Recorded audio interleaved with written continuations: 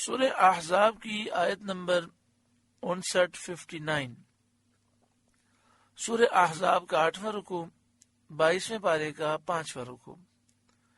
اللہ رب العالمین نے ارشاد فرمایا، یا ایھا النبی، اے نبی، قل لازواجک وبناتک ونساء المؤمنین، اپنی بیویوں اور صاحبزادیوں اور مسلمانوں کی عورتوں سے فرما دیں، یدنین علیہن من جلابیبہن، کہ اپنی چادروں کا ایک حصہ اپنے منہ پر ڈالے رہیں۔ اس آیت کریمہ میں ایک تو اس وسوسے کا جواب ہو گیا جو بعض نادان یہ کہتے ہیں قرآن پاک میں چہرہ چھپانے کا ذکر ہی نہیں، تو یہاں پر واضح ذکر ہے کہ اعلی حضرت امام اہل سنت نے بھی یہی ترجمہ کیا، اپنی چادروں کا ایک حصہ اپنے منہ پر ڈالے رہیں۔ اور حضرت صدر الافاضل جو اعلی حضرت کے خلیفہ ہیں، انہوں نے اس کی تفسیر یہ لکھی، اپنی چادر کا ایک حصہ اپنے منہ پر ڈالے رہیں اور سر اور چہرے کو چھپائیں۔ تو سر چھپانا، چہرہ چھپانا اس سے ثابت ہے۔ آگے فرمایا، اور سر اور چہرے کو چھپائیں جب کسی حاجت کے لیے ان کو نکلنا ہو۔ تو نامحرم مردوں کے سامنے جب جانا ہو تو چہرہ چھپانے کا ذکر یہاں پر موجود ہے۔ دوسرا ایک وسوسہ کہ جو پردے کے جتنے احکامات ہیں یہ ازواج مطہرات کے لیے ہیں، عام عورتوں کے لیے نہیں ہیں، تو اس آیت کریمہ میں اس کا بھی رد ہے۔ یا ایھا النبی، اے نبی، قل لازواجک، آپ فرمائیے اپنی بیویوں سے، وبناتک، اپنی بیٹیوں سے، ونساء المؤمنین، اور مسلمان عورتوں سے فرما دیں۔ تو پردے کا حکم سب کے لیے ہے۔ یدنین علیہن من جلابیبہن، اپنی چادروں کا ایک حصہ اپنے منہ پر ڈالے رہیں اور سر اور چہرے کو چھپائیں جب کسی ضرورت کے لیے ان کو گھر سے باہر نکلنا ہو۔ یہاں پر جلابیب کا لفظ ہے۔ جلابیب بہت بڑی چادر کو کہتے ہیں، جیسے لحاف ہوتا ہے اس طرح کی بڑی چادر کو جلابیب کہتے ہیں، یعنی جب عورتیں گھر سے باہر نکلیں تو اس طرح بہت بڑی چادر میں اپنے آپ کو پوری طرح چھپا لیں۔ اور جس طرح چادر ڈھیلی ڈھالی ہوتی ہے، اگر برقع بھی پہنے تو ایسا ہی ڈھیلا ڈھالا ہو، اور اس چادر سے اپنے سر کو بھی چھپا لیں اور اپنے چہرے کو بھی چھپا لیں۔ اللہ تعالی ہماری ماؤں، بہنوں اور بیٹیوں کو شرم و حیا کی چادر نصیب فرمائے۔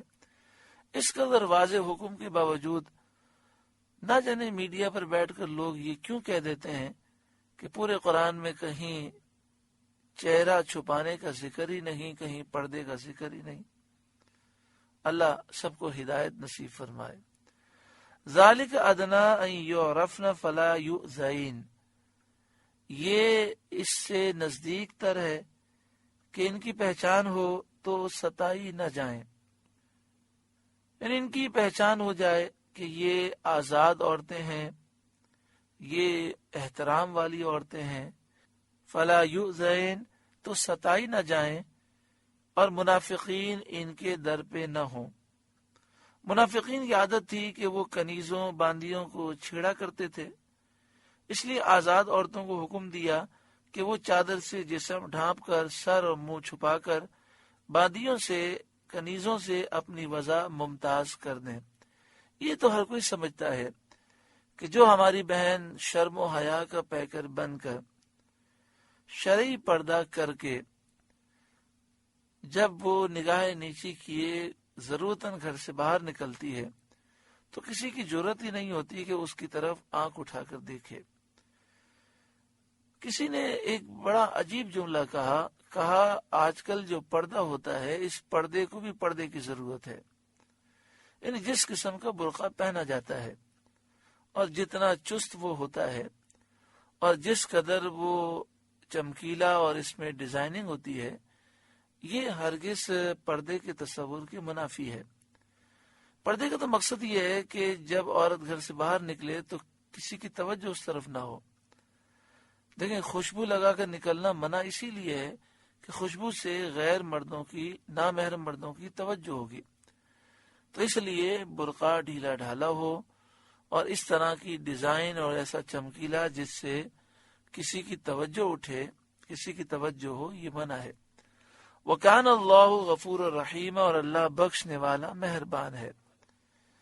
لَئِن لَّمْ يَنْتَهِ الْمُنَافِقُونَ، اگر باز نہ آئے منافق اپنے نفاق سے، اگر یہ باز نہ آئے، وَالَّذِينَ فِي قُلُوبِهِم مَرَضٌ، اور جن کے دلوں میں بیماری ہے، برے خیال رکھتے ہیں، یعنی فاجر بدکار ہیں، وہ اگر اپنی بدکاری سے باز نہ آئے، وَالْمُرْجِفُونَ فِي الْمَدِينَةِ، اور مدینے میں جھوٹ اڑانے والے باز نہ آئے، جو اسلامی لشکروں کے متعلق جھوٹی خبریں اڑایا کرتے تھے اور یہ مشہور کیا کرتے تھے کہ مسلمانوں کو شکست ہو گئی، وہ قتل کر ڈالے گئے، دشمن ان پر غالب آتا جا رہا ہے، چڑھا چلا آ رہا ہے۔ اس سے ان کا مقصد مسلمانوں کی دل شکنی، ان کے حوصلے پست کرنا اور ان کا پریشانی میں ڈالنا ہوتا تھا۔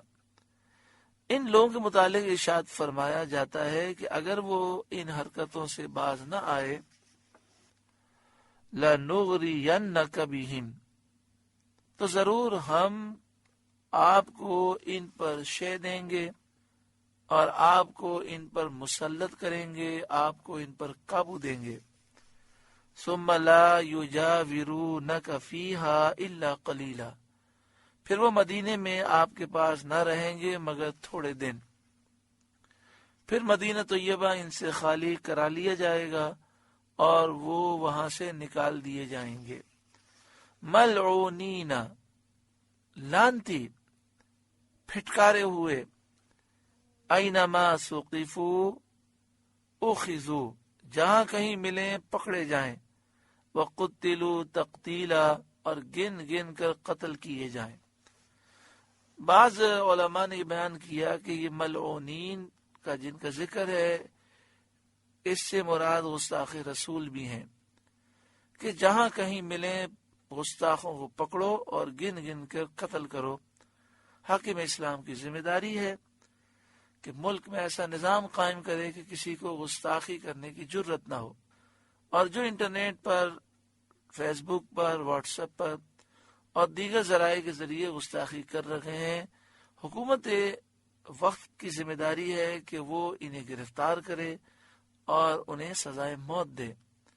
اگر یہ نہ کیا گیا تو انتشار ہوگا، فساد ہوگا، اور فساد کا دروازہ بند کرنا ضروری ہے۔